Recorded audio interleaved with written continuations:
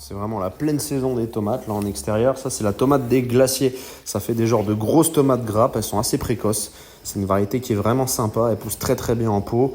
Puis même dans le potager, vraiment. Donc, c'est une variété que je recommande. Elle a un feuillage un peu de pomme de terre. Elle fait environ 1 mètre de haut. Hein. C'est pas une tomate qui pousse très haut. Ça, c'est les fameuses tomates cerises. Hein. Un peu tomate grappe. Hein. Ça fait des belles grappes où vous en avez beaucoup dessus. Voilà, là elles sont encore vertes, hein. Va falloir attendre. Et puis après, il y a pas mal de variétés, les fameuses noires de Crimée, qui sont vraiment très bonnes. Pareil, une chair qui est charnue. En salade, c'est super sympa. Même en cuisson, hein, ça va très très bien aussi.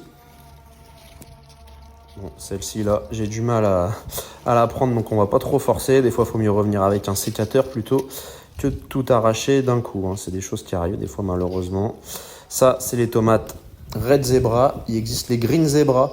C'est à peu près pareil. Hein. Elle est bonne. Hein. Elle est un peu plus acide peut-être en goût. Celle-ci, elle est assez juteuse. Si vous avez des tomates comme les tomates des Andes qui sont un petit peu moins juteuses, moi je trouve. Mais il y a plein de variétés de tomates. Ça, c'est les tomates Valencia. Des tomates qui sont jaunes. Elles sont vraiment très bonnes. Hein. Y en a, ça permet de mettre de la couleur. C'est sympa dans une salade. Hein. Franchement.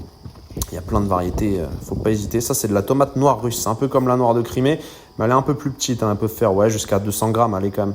Mais puis franchement, le porc est vraiment sympa.